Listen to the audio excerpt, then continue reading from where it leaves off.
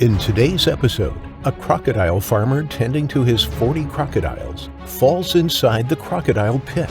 Before he can even stand up, all 40 crocodiles jump on him and rip him to pieces. Hit that like button and subscribe right now.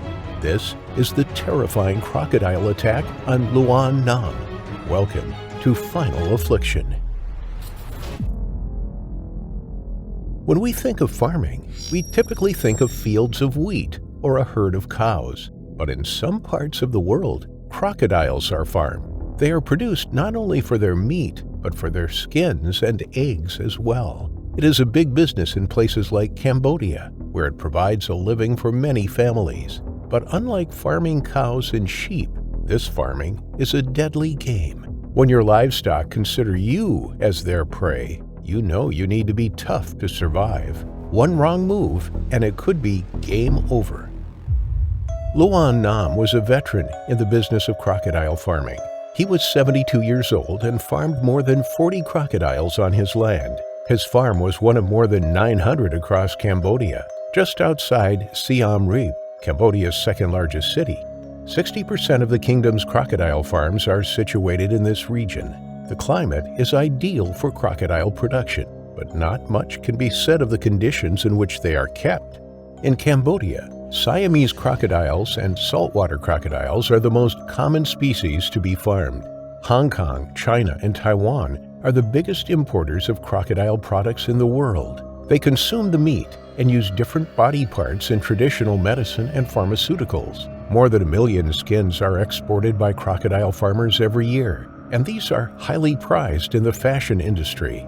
A crocodile farmer can expect a crocodile's value to be double what was paid to grow and harvest it, but prices vary across the world, and the industry in Cambodia has seen a steady decline in the value of its commercial crocodiles. In a bid to keep production costs down and cleaning to a minimum, in Cambodia, crocodiles are confined to concrete enclosures and fed dead fish, corn flour soaked in blood, and chunks of meat.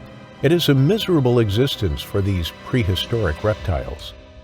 Luan's family knew just how dangerous the business was. Luan had many close calls before. Keeping the highly intelligent animals in unnatural environments could drive them mad with aggression. His farm was a concrete pit. In the center, there was a rectangular freshwater pool in which the crocodiles could swim and cool off. It was green and murky. The surrounds were all made of cold, hard concrete. There was no environmental enrichment for the giant reptiles. It was a bleak environment. Steel steps led down to the ground from walkways above. Wooden planks balanced across raised concrete pillars helped Luan move around without entering the enclosure. But it was a dangerous and precarious setup. One slip, and he would plummet into the concrete pit and the eagerly waiting crocodiles below. Fish that cost 50 cents per kilo were tossed from these walkways. Younger crocodiles were fed daily, but the adults usually only once a week. Although they were fed in this way, their killer instincts were still there. Fights often broke out, the overcrowded enclosure erupting into a pit of loud hisses, thrashing water, and fearsome biting matches. Luan had erected metal cages in which the female crocodiles could lay their eggs. These were a precious commodity. He sold them to other farms or on the Chinese market. But accessing the eggs could often prove challenging. The females were protective of their clutch. They would hiss at Luan if he came too close. His only form of defense was a stick that he held out in front of him. It was the only barrier between him and his deadly livestock. A crocodile's jaws can exert a force of more than 3,500 psi. They would snap the stick in half like a matchstick, but better the stick than his leg. In May 2023, Luan arrived at his farm as usual. His family had begged him for years to give up the business. They knew how dangerous it was for him, and at 72 years old, he certainly wasn't getting any younger. The prices for crocodiles and their products were steadily declining as direct markets were fluctuating and there was less demand from neighboring countries. But changing careers at that age would be difficult for Luan. He knew his business inside out, and it just about provided for his family. He took pride in being the president of the local Crocodile Farmers Association. There was no way he was giving up now. Adult females used to reach between $500 and $600, but in recent years had dropped to $150. The profitability of crocodile farming in Cambodia was dropping, but it was all Luan had ever known. A female crocodile was inside one of the metal nesting cages that morning. She was protecting her clutch when Luan arrived on the scene. The crocodiles typically laid between 20 and 60 eggs between February and May, and the hatchlings would emerge between April and July. In 2019, these babies would fetch a price of $7 to $10 per head, but by 2020, this price had dropped to just $2.50. Cambodia's crocodile farmers were barely breaking even. Each and every crocodile produced on the farm was valuable, and Luan needed to make sure that all the eggs made it to hatching. Luan climbed down the metal steps and into the enclosure, keeping his eyes on the inhabitants closely. The egg-laying cage was on a raised platform, set back from the rest of the crocodiles. As he approached the female, she hissed loudly, her mouth open, displaying all 70 of her lethal, sharp teeth. Luan hit the cage with his stick. The crocodile thrashed her tail from side to side. She was angry.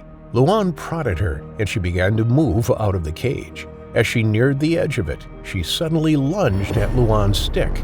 She grabbed it in her jaws and clamped down. Instinctively, Luan pulled the stick backwards, but in doing so, he lost his footing and fell. He landed on the ground of the crocodile enclosure with a heavy thud. The enormous reptiles wheeled around. All 40 of them had their eyes locked onto the small farmer. They spotted him lying helplessly on the ground, and before he had a chance to get to his feet, they ran over to him. Luan knew that he was in serious trouble. He had never been in that situation before, and he knew what was coming.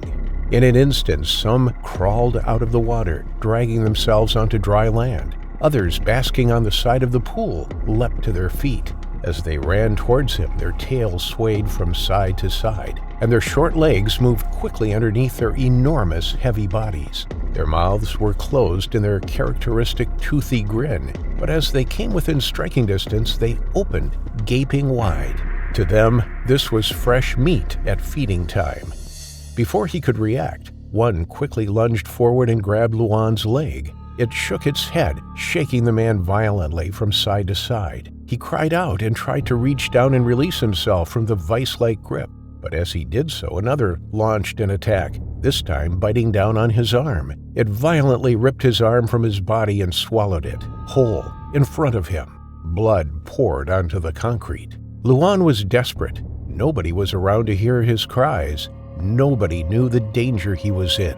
Luan continued to fight back. He was losing blood. He could feel the raw power from the crocodiles as they lunged at him and bit down. Another crocodile joined the feeding frenzy and pulled Luan so hard that he felt his hip give way. He was dragged across the concrete, scraping his back as he was pulled towards the stagnant green water. Then, with an almighty splash, he was dragged in. The 40 crocodiles slid into the pool after him, each lunging at the body, pulling and tugging. One performed a death roll. Luan, now barely conscious, held his breath as he was washing machined over and over under the water. He could feel the pressure building in his leg. He could feel the intense searing pain as more and more crocodiles attacked him, taking bites out of him. But he couldn't fight any longer. He couldn't hold them off. It was a losing battle.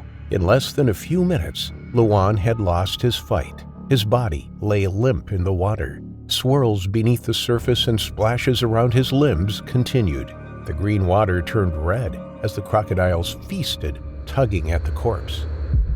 Another crocodile pulled the man's body out onto dry land, and that is where Luan was found when workers arrived at the farm. He was surrounded by a pool of his own blood. His arm was missing, and bite marks covered his body from head to toe. Emergency services were called, but there was nothing they could do for the farmer. He had succumbed to his injuries within minutes of the feeding frenzy. His lifeless body was surrounded by the hungry reptiles, and every time officials tried to get close to him to retrieve his body, the crocodiles hissed and snapped. One crocodile lay just meters away. a prized possession in its jaw. It was Luan's black sandal held tightly between its teeth, a trophy of sorts and a chilling reminder of the terror that must have unfolded earlier that day. When you see the basic setup of some of the world's crocodile farms, it is surprising that there aren't more incidents like this. However, just 4 years earlier, a 2-year-old girl wandered into her family's crocodile farm and was eaten alive in the very same village as Luan Nam's farm. Most of the rural farms have a distinct lack of safety measures in place and very few barriers to stop this kind of thing from happening. It took time and courage before Luan could be pulled from the enclosure by officials. Securing his body meant that now his family were now able to bury him and mourn their loss. They had begged him to sell the farm years ago, and now his business had cost him his life.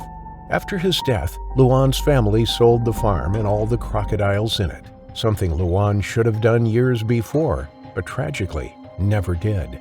The very thing that provided him a living all these years had ended up being the cause of his terrifying final affliction.